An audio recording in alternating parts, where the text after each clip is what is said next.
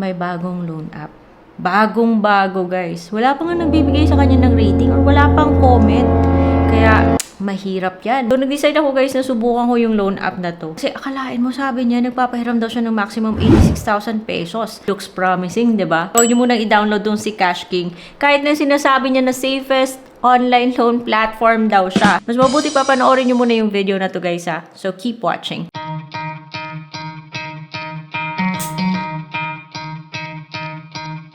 Shoutout sa kay Melody Mamerto 4016. Thank you so much sa honest na review mo, Ate Red. Malaking tulong po talaga yan nga na experience mo about Ola. Talagang tinatry mo talaga i-loan.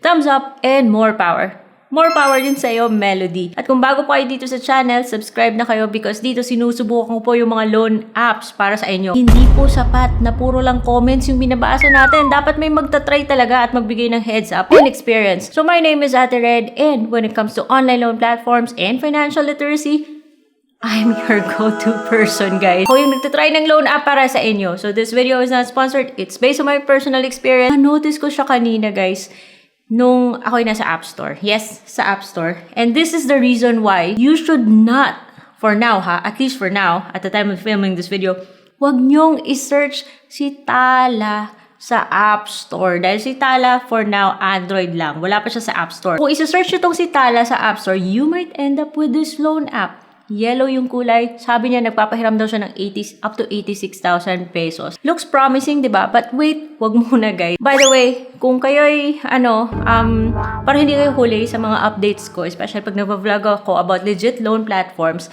mas mabuti pang subscribe kayo dito at naka-bell notification button kayo, guys. So, yun nga, for today's video, pag-usapan natin tong si Cash King. Dinugtong pa yung Tala online loan app sa kanyang pangalan. Kaya nga nung nag-search ako ng Tala, kasi from time to time, check ko kung si Tala bumalik sa App Store, kasi dati nasa App Store naman siya. Ito yung na-encounter ko, guys. So sabi niya, papahiram daw siya ng 86,000 pesos, and sabi niya, safest loan platform daw. O, diba? Right. Pero, guys, take it from experience. Baka mabigo kayo, so mas mabuti pang panoorin nyo na ng screenshots ko. Yung loan app na to galing sa kay Oscar Pasay Lending Corporation. As you can see, wala pa siyang stars, wala pa siyang rating. So, hindi natin alam kung anong meron, diba? So, alam nyo, may na-notice ako na talagang glaring para sa akin. Hindi na ako naniniwala kasi nasabi niya meron siyang account cancellation. Hindi ako naniniwala na nakakancel talaga yung account. Tapusin niyo yung video na to para mas maintindihan niyo kung bakit naparaning ako sa loan app na to. So, pagkatapos ko siyang i-download, guys, 75,000 po yung kanya sinasabi doon sa dashboard. And humingi siya ng permission na i-track daw yung activity ko. Sabi ko, no. Humingi po siya ng phone number. O, eto. Ito ha. Nilagay ko yung phone number ko. At doon na mismo nag-float yung OTP. Walang dumating na text doon sa kabila. Kahit na anong number, pwede ilagay doon. Makakatanggap ng OTP. Di ba nakakatakot pa gano'n? Anyways, magpatuloy po tayo, guys. And whatever man na-observe ko, I'm just gonna mention it as we go along. Yung OTP doon, nilagay ko doon. And click ako doon sa loan agreement where nakita ko na Cash King Cash Lending Investors Inc. daw. Naliktad lang yung King Cash tsaka Cash King. Whose loan services are authorized and regulated by the Philippine Securities Commission. So, yung SEC registration na daw is this. Kina-copy-paste ko yan, and doon ko nakita na registered nga si King Cash Lending. Pero yung nakalagay doon as a recorded platform, si Instacash. Ano ba to? Ba't ngayon may Cash King? Humingi rin siya ng location, which I had to allow kasi yung nga sinubukan ko yung loan app at lumabas to yung steps niya bale. Verify identity, personal information, work information, contact information, and bank card info. And then just click apply now kung gusto mong patuloy. And then meron pa siyang mga pa-recommended IDs daw. Driving license, UMID, passport, national ID, TI, and health card. And meron yung other options. And sabi dito, postal ID, SSS, PRC, Pag-ibig, and voter ID. Pero wait muna, guys. Wait muna. Kasi pag nakita nyo yung ending ng video na to, magdadalawang isip kayo kung isasubmit nyo pa yung information nyo sa loan app na to, ano? Magsisimula ka by taking a photo of your ID or pwede mo rin i-upload from your phone. But anyways, pag napicturean mo yung ID mo, nakaka-capture na po yung details mo. Kaya ayun, lumabas. Bongga siya. Wala bang number 1 dito? Imbis na 1, 3. Tapos yung pa-facial recognition siya. And then pag-click mo ng next step, may congratulations. Akala ko yun na yun.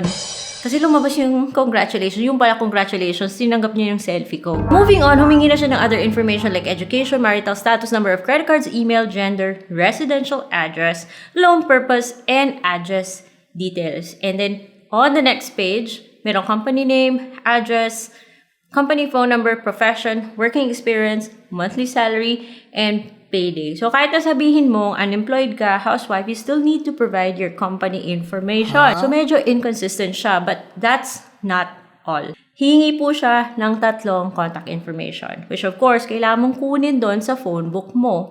And hihingi po siya ng permission na i-share mo daw yung contacts. Nakakatakot nga mga best, diba? Anyways, kailangan natin magpatuloy. So, ayun, nag-nominate po ako ng 3 contacts. And then, humingi na po siya ng receiving account na pwedeng e-wallet, pwedeng bank. Eto na, we're getting to the good part. Good part ka dyan. Nakakatakot na part, I mean. Because, at first, nilagay ko po yung GrabPay ko. And I put my phone number. Aba, kaloka guys. Bank card has been bound. Akala ko bago yung loan app na to. Wala pang ang rating. Wala pang ganun. Kakalabas lang. Bound na yung GrabPay ko. Ito na nga ba yung sinasabi ko nga kahit na yung isang loan app, yung mga shady na mga loan app, meron silang account cancellation or account deletion. Ang dami ko nang na-observe guys na parang nawawala, bumabalik, mabibigla ka na lang yung information mo shared across na sa iba't ibang sites na to. GrabPay ko nakabound na. Para makapagpatuloy, I had to change it to my Maya. Mamaya, mawawalan ako ng options ito. So, Maya yung nilagay ko. So, nilagay ko yung Maya at saka na lumabas yung kanyang offer. Which hindi naman ganun kaganda eh. Kasi, lumabas kaya pala ayaw natanggapin yung GrabPay ko kasi si Magic Peso pala yung loko. Cash King siya dyan or King Cash siya dyan. Si Magic Peso lang naman pala. So, ayan, 2,800 and then yung matatanggap mo na lang is 1,200 kasi yung service fee niya 800. Kaloka. Kaya pala, bound na yung aking Grab. Kaduda-duda na itong mga account cancellation kasi nung sinubukan ko yung account cancellation, parang nilag out lang ako guys. And that is the reason bakit hindi ko na tinuloy yung pag-loan. May mga naamoy akong red flags guys. First of all, questionable po yung kanyang registration. You can check that dun sa list of recorded online lending platforms sa website ni SEC.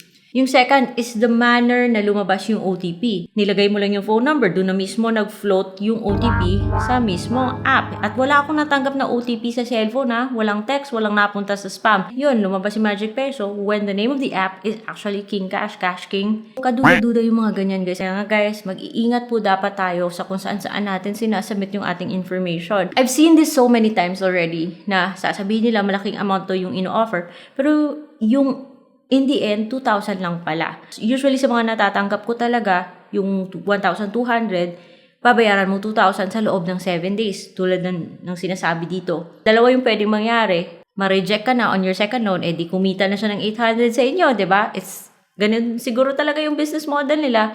Or mag-o-offer siya ulit ng 2,000, 1,200 yung matatanggap. And ganun siya ng ganun. Ganun lang siya hanggat sa ma-reject ka. And that is why this channel exists to help you see kung ano meron sa mga loan apps na to. Kasi hirap magtiwala sa panahon ngayon. And therefore, kung bago pa kayo dito sa channel, uulitin ko, dapat subscribe kayo guys dahil ako yung nagtatry ng loan apps para sa inyo.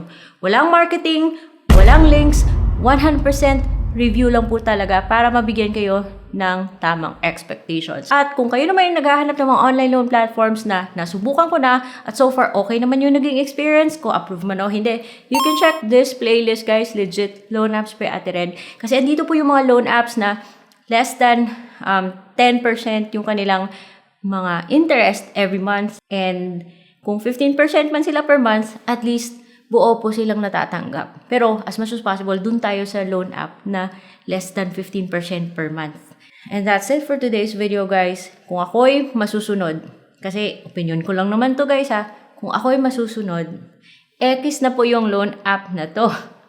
Unfortunately, nabigay ko na yung information ko and I just hope na hindi kayo mag-fall sa ganitong mga trap. Pero nasa inyo pa rin yan. Careful lang po talaga kayo. So that's it for today's video. I'll see you on my next vlog.